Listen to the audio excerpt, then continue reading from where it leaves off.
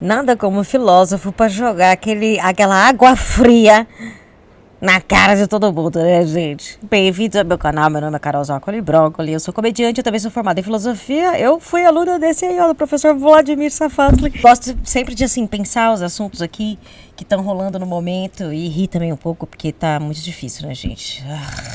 Num vídeo anterior, eu tinha falado que eu achava que o Boulos tinha acertado muito na campanha dele, que ele tava certo de falar com o Pablo Marçal, e essa era a minha posição até eu ter assistido esse vídeo aqui, gente. Eu vou dividir ele com você, porque, cara, o professor Safatli, ele vai na veia. Boa tarde, eu que agradeço o convite, para mim é um grande prazer estar aqui com vocês. Faz de tradução do que ele fala, eu traduzo. Por que o eleitor não tem ido por esse caminho, hein? Olha, esse é um processo já longo, é bastante longo e não é um processo só brasileiro, mas acho que ele indica de fato um tipo de esgotamento de uma certa modalidade da esquerda que está muito representada aqui no Brasil entre nós, a modalidade do governo federal. Então. É sempre bom lembrar que a gente tem 2 anos de governo de esquerda aqui, e normalmente essas eleições de meio termo são eleições que fortalecem quem está no governo, né? Que permitem, ou pelo menos que consolidam a estrutura do governo. O que a gente viu é ao contrário, foi uma espécie de hecatombe muito forte. E acho que, eu digo isso sem o menor prazer, não digo isso sem o menor gosto de fazer provocações ou nada nesse sentido. Eu digo isso com muita preocupação, né? Porque é o meu campo, eu sou suplente deputado pelo PSOL, torci muito para que a gente conseguisse ter um resultado muito melhor, né? Mas eu sei que vai ter uma eleição em 2026, e pelo andar da carruagem, essa eleição de 2026 então a eleição está perdida. Então, se não houver uma mudança de rota muito forte nesse sentido, as consequências vão ser dramáticas. E eu acho importante falar as coisas tais como elas são, porque a gente sabe muito bem como esses processos, uma esquerda extrema-direita que volta ao poder, é uma extrema-direita que volta fortalecida, com um programa muito consolidado, e as consequências para a população brasileira vão ser terríveis. Olha, professor. Ou seja, ele falou assim, ó, esquece 2026, vamos abrir o olho agora, porque eu já aviso. Sempre que a extrema-direita volta, ela volta fortalecida, historicamente falando. O Guilherme Boulos, que é do vosso partido, ele no segundo turno, no primeiro mesmo, ele lutou muito nessa eleição, né? Mas aparentemente acordou tarde no segundo turno e ao despertar, ele incorporou, por assim dizer, teses do Pablo Marçal, que foi o principal antagonista dele no primeiro turno, com difusão de mentiras. E o que o Pablo Marçal vendeu, na prática, foram ilusões, né? E deu a impressão de que o Guilherme Boulos incorporou parte dessas ilusões ao seu programa no segundo turno. O Josias, esse Josias de Souza, esse colunista do UOL, ele criticou bastante a ida do Boulos lá no Pablo Marçal. O que é que falta? Isto foi um erro capital, a seu juízo, incorporar ideias do Pablo Marçal? E o senhor diz, a esquerda não está se comunicando adequadamente, sobretudo com a periferia. O que é que está errado? O que é que precisa ser dito? Então, Josias, inicialmente, assim, eu queria dizer, eu participei da campanha do Guilherme em 2018 para presidente, fui um dos caras que ajudou a fazer o programa, em 2020 também, em 2024 agora não, porque nossas posições não são exatamente as mesmas, mas eu sei que ele é uma pessoa de diálogo, ele se mostrou muito diálogo com personalidades de direita, e espero que ele também consiga fazer diálogo com aquelas pessoas que estão à sua esquerda. Então, dito isso, eu queria dizer o seguinte, eu acho que a campanha foi completamente equivocada. Completamente equivocada, eu acho também que o pessoal precisa pensar muito a respeito do que está acontecendo. A gente passou de 5 prefeitos para 0 prefeitos. A gente passou de 92 vereadores, que já é pouco, para 80. Então tem um problema sério aí. Eu acho que o que você levantou é um exemplo interessante nesse sentido. No desespero, você começa a imaginar que, afinal de contas, a gramática do teu oponente pode ser usada por você. Só que quando você usa a gramática do teu oponente, o teu oponente é que ganha. Você está falando como ele. Esse tópico, por exemplo, ele chegou e falou, olha, preciso fazer uma autocrítica, a esquerda precisa fazer uma autocrítica, a gente não foi capaz de entender o empreendedorismo das periferias. Eu diria, isso é uma capitulação completa. Porque se for para utilizar esse discurso, a esquerda não tem nada a oferecer. O que ele não sabe de empreendedorismo? Então o que ele está falando? Ó, se ele tenta falar a língua do Pablo Marçal para poder atingir os eleitores do Pablo Marçal, isso não vai dar certo. Porque vai soar falso e as pessoas não vão acreditar, basicamente. Alguma coisa que ninguém. O Pablo Marçal conseguiu fazer 120 milhões de reais vendendo ar. Alguma coisa sobre empreendedorismo, isso a gente sabe.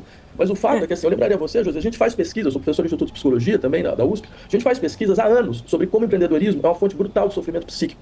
Como você tem hoje no Brasil, exatamente um país onde a situação de trabalho está completamente desregulada, e diga-se passagem, esses números aumentam exatamente quando a desregulação do trabalho atinge graus inacreditáveis. 13,5% da população brasileira está com transtornos depressivos, 9,7% está com transtornos de ansiedade. Ou seja, isso é fonte de sofrimento social. Isso não é um... Deixa eu parar aqui um pouquinho, só porque ele falou sobre essa coisa assim, o Pablo Marçal fez milhões, e a gente, né? Tipo assim, a gente não é empreendedor, né? O que eu acho é que a gente tem que tirar essa ideia de que ser rico é cool, entendeu? O que hoje em dia é isso. Antes era cool você ser um cara, né, uma pessoa bacana, você tinha que ser um artista, você tinha que ser, né, uma pessoa diferente, uma pessoa que faz alguma coisa diferente, assim. Hoje em dia não, é dinheiro.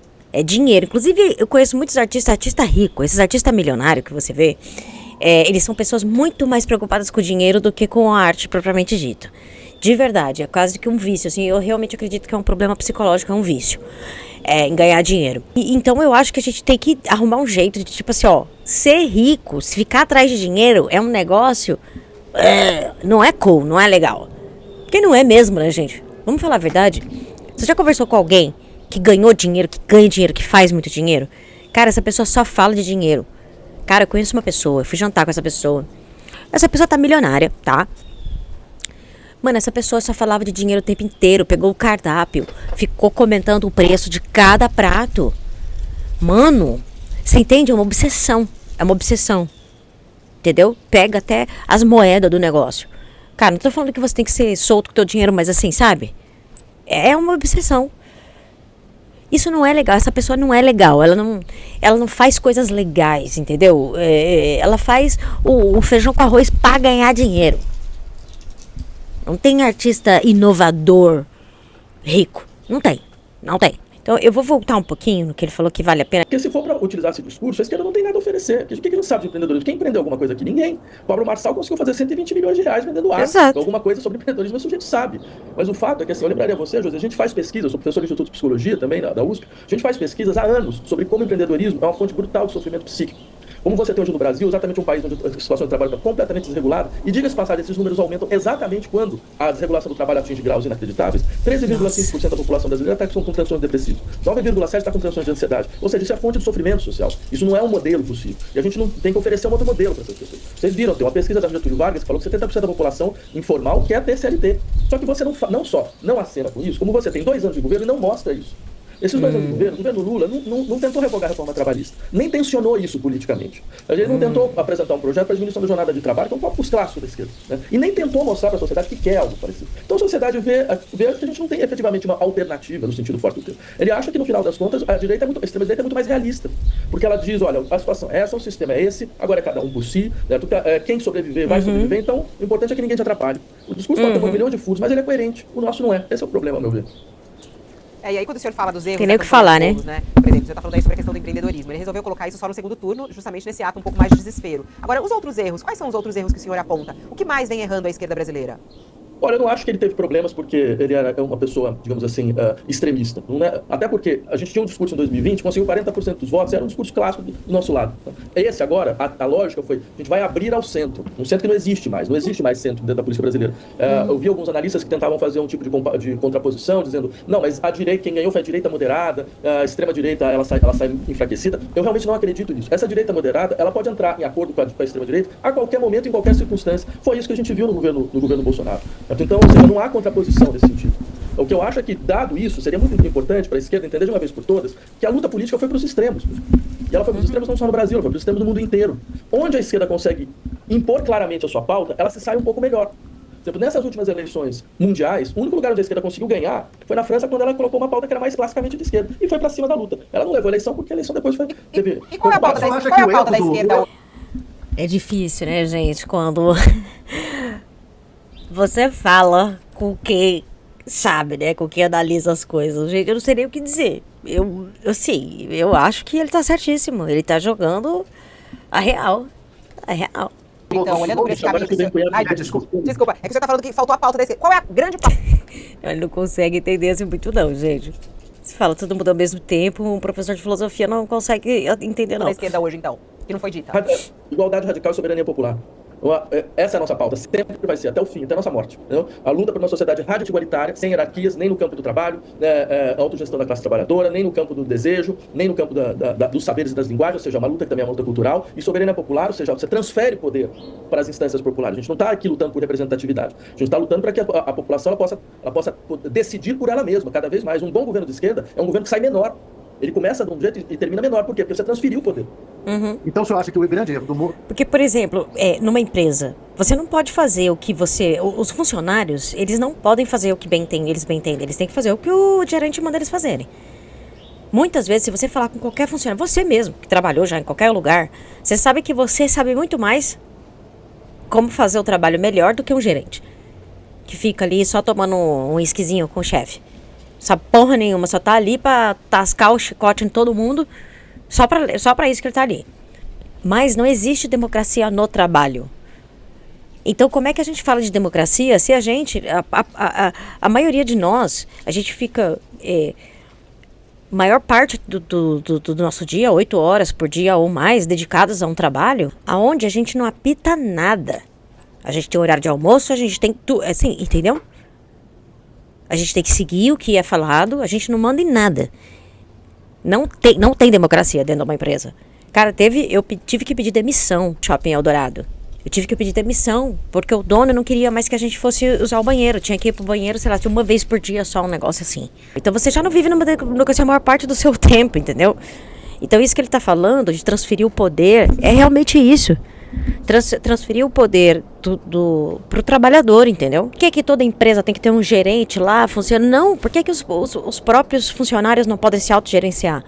A gente tem vários exemplos no mundo de cooperativas, empresas que os funcionários, vamos dizer assim, teve até empresa que faliu, e aí os funcionários como se os funcionários tomaram conta, virou uma cooperativa, e é um sucesso. Então, assim, essa ideia de que as pessoas, se deixar os funcionários, eles não dão conta, é uma ideia absurda. Do Boulos foi a moderação, e não assumir um discurso mais radical. Eu acho que o grande erro do Boulos foi não ter sido Guilherme Boulos. Eu acho que é isso. Se você quiser a minha opinião clara, eu acho assim, porque não dá.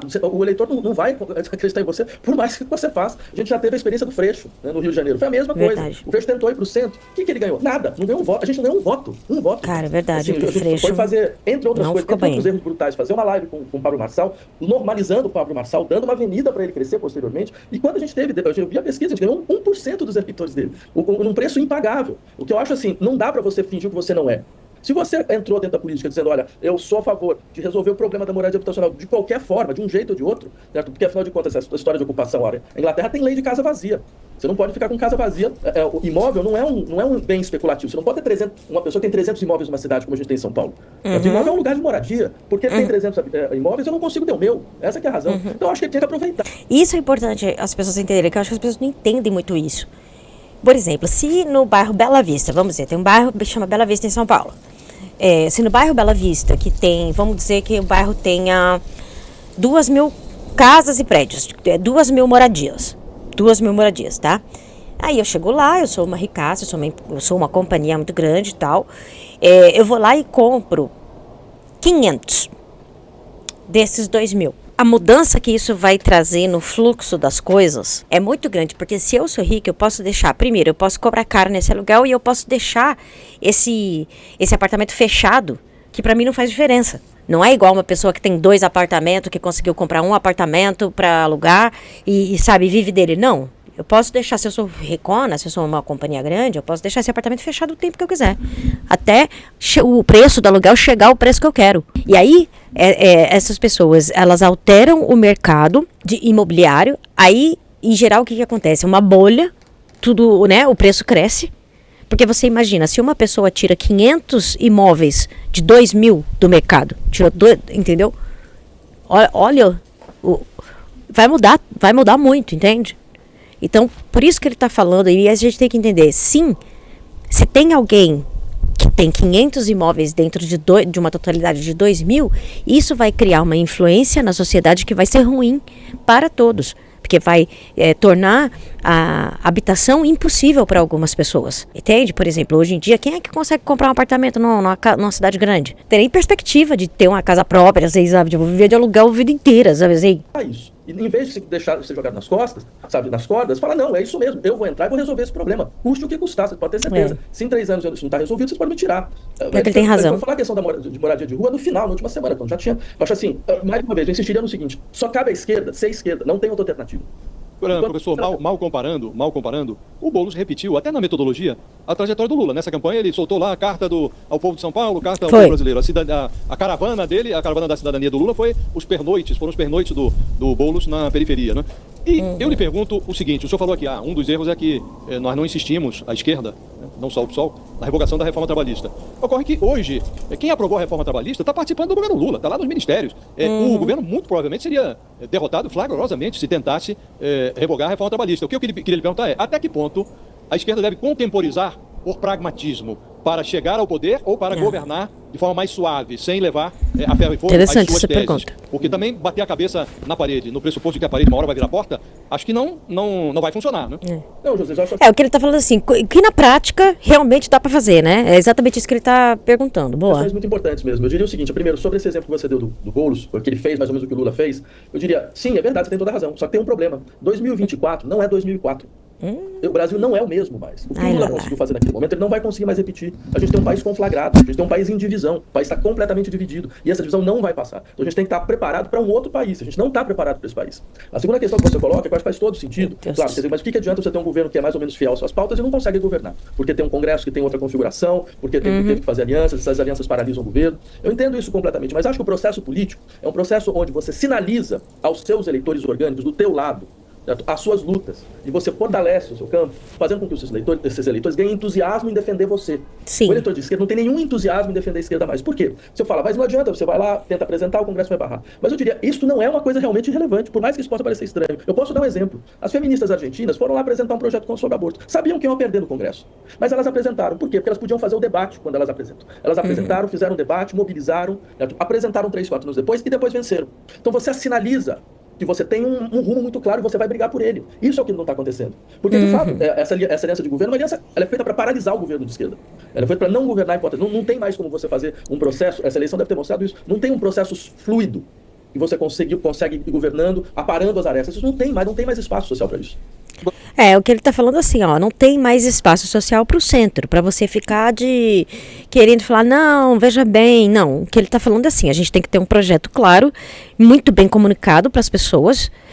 Por exemplo, a questão da moradia, que ele estava dando o exemplo aí do Boulos. Eu vou resolver a questão da moradia. Ele mesmo falou, né? Que o Boulos pode chegar e falar assim, eu vou resolver a questão da moradia, custe que custar, e é isso. E ter essa mensagem clara. Porque, por exemplo, a galera da extrema-direita tem, por exemplo, aqui nos Estados Unidos, imigrante fora, por exemplo. Professor, o PSOL nasceu de uma costela do PT, naquela época em que o PT, época do mensalão, os senhores concluíram, olha, vamos construir uma outra legenda e fazer uma outra trajetória. Hoje, passa a impressão de que o PSOL virou novamente uma legenda que está gravitando na órbita do PT, na órbita do Lula. Isto é fato? E se for fato, acha que é o correto a fazer ou o PSOL deveria adotar outro caminho, completamente diferente? Eu acho que é o fato e acho que está totalmente incorreto. Acho que a gente errou completamente nesse ponto. Eu acho que a gente deveria ser uma oposição de esquerda ao governo. O governo precisa de uma oposição de esquerda. Ele precisa de alguém que puxe ele para o outro lado. E você não consegue fazer isso dentro do governo, compondo uma aliança com o governo. Certo? E é isso que efetivamente aconteceu. A gente deveria ter sido, não o sucessor do lulismo, a gente deveria ter sido o aliado incômodo. Sabe? Aquele aliado que quando você tem uma pauta que converge com o seu horizonte, vota em você sem pedir nada, absolutamente nada. Vota com convicção e com força. Mas quando não tem, não vai votar e vai fazer oposição. A gente tinha que ter tido essa função. Posso só dar um exemplo de como isso é importante? Para você ver, o Brasil hoje é o país que é a maior fronteira de devastação ecológica do mundo. Está todo mundo vendo isso. O seu ar você não consegue respirar direito, Rio Grande do Sul caiu água abaixo. Certo? E o fato é que qual é a política que a gente vai conseguir impor se você tem um governo que tem que compor com o agronegócio e no mesmo momento que você tem queimados por todo o Brasil, você sai com um plano safra bilionário, fortalecendo esse modelo produtivo, que é um modelo produtivo que está destruindo, que vai fazer daqui a pouco a gente ter migração climática.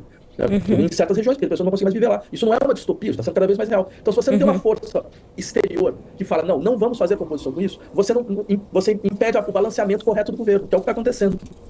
Agora, Concordo. professor, você está agora há pouco que... pode ir, Madata, vamos lá, pode ir. Professor, boa tarde. O senhor está aqui fazendo vários apontamentos importantes. E algo que a gente tem visto no campo de esquerda que não se via antes, na época da vitória do Lula ou na época do auge do movimento sindical, é a priorização de pautas elitistas e tratar o crítico interno sempre como ele está favorecendo a extrema-direita. Ou apontar todo mundo que faz qualquer crítica interna como, olha, ele está sendo linha auxiliar do fascismo. Essas práticas eu vejo que impedem de ter contato com a realidade e melhorar. Como que a esquerda volta a ser esquerda e a ter uma pauta com contato, sobretudo com a periferia? Porque virou uma coisa de muito elitista, né? Então, eu acho o seguinte, a primeira coisa, de fato, acho que é importante a gente entender que crítica não tem tempo. Não tem essa coisa, olha, agora não é o momento certo para crítica. Bem, eu tento fazer críticas há mais ou menos 15 anos e nunca ninguém me falou que era o momento certo. Eu me pergunto então qual é o momento certo. Eu acho que autocrítica no campo da esquerda é uma força, não é uma fragilidade. Concordo. A sinalização que você dá para a população, de que não, a gente consegue pensar, debater, discutir, se tiver que rever, a gente vai rever. O melhor governo não é o governo que vira para você e fala, fica tranquilo que eu sei para onde a gente vai. O melhor governo é aquele que quando erra, fala, olha, efetivamente teve um problema aqui, a gente vai precisar rever, a gente vai escutar melhor os setores que a gente não escutou e vamos conseguir trabalhar de outra maneira. Esse eu acho um ponto. Segundo, eu imagino que você deva estar falando das chamadas pautas identitárias. Eu tenho um problema, eu acho que essas pautas não são identitárias, acho que elas são pautas universalistas, em largo sentido. Eles são pautas que estão dizendo, olha, o universalismo ainda não chegou. A gente ainda não viu nada parecido. Então elas têm um lugar muito importante dentro desse debate. Agora, o fato é que não é possível fazer o que a gente está fazendo. Eu posso dar um exemplo muito claro do que eu penso. Todo mundo faz uma loucura na vida, eu fiz uma, eu fui candidato em 2022, mas essa foi só uma loucura momentânea. Certo? Mas nessa situação, eu lembro, por exemplo, a gente fazer um focus group com motoristas de Uber, para saber o que estava acontecendo. E num desses momentos, a ideia era, a gente vai ouvir, ninguém vai falar nada, a gente só vai ouvir. Num dado momento, um desses motoristas vira para mim e fala, olha, é o seguinte, sabe por que a gente não vota da esquerda? Porque eu sou homem, sou branco, eu trabalho 12 horas por dia, não tenho seguro-saúde, não tenho seguro-desemprego, não tenho porra nenhuma, e você só me trata como um opressor em potencial. Eu pensei e falei, tem um problema mesmo. Tem um problema mesmo. Não tem condição de imaginar, por exemplo, que todas essas pessoas que estão em extrema-direita estão lá porque elas são privilegiados. Sabe? Tem algum tipo de privilégio que estão tentando preservar, são tudo ressentidos. Isso não é verdade. O que acontece é que nós não estamos dando respostas concretas para os problemas dessas pessoas. E uma das respostas concretas fundamentais é, estamos num nível de precariedade nunca visto nos últimos 40 anos. O nível de precariedade é enorme. Essas pessoas elas se sentem numa luta por sobrevivência. Elas não veem nenhum tipo de apoio real. Você fala que é de esquerda, você vai entrando no governo, você faz uma PEC de aplicativo que qualquer governo de direita faria. Você não tenta trazer a experiência que veio lá da Espanha, de obrigar, por exemplo, o Uber a tratar todo mundo como empregado. Nem coloca isso em pauta. Então, no final das contas, parece que você não tem muito mais a oferecer do que já é oferecido. E se Exatamente. a lógica tal como é melhor pegar um Trump que o cara sabe o que faz, se essa é a lógica, é pegar um Pablo Marçal que sabe o que faz, se não é essa lógica, e não a gente. Então, dentro desse universo, a gente não tem lugar. Essa que é a questão. Então, ou você mostra para a população, não, quando eu entro no governo, eu crio uma macroestrutura de proteção social, eu vou atrás do dinheiro onde ele está, certo? Eu faço um sistema no qual as pessoas não conseguem mais cair para um certo nível de pobreza, certo? Ou você não vai ter mais discurso e nem mais ação. Professor Vladimir Safatli, muito obrigado. Gente, é por isso que os filósofos são perseguidos, manda tomar veneno, né? Essas coisas.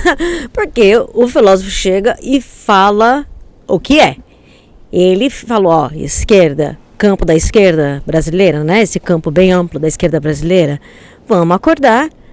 Que vamos tirar todos esses confortinhos do lado e vamos apresentar o que é. Vamos ter que ter coragem de falar o que é, senão, meu amigo... É isso. Sou Carol Zócoli Brócoli. Dá um like, se inscreva e se quiser aprender stand-up online, tem o meu curso no Hotmart. O link tá na descrição.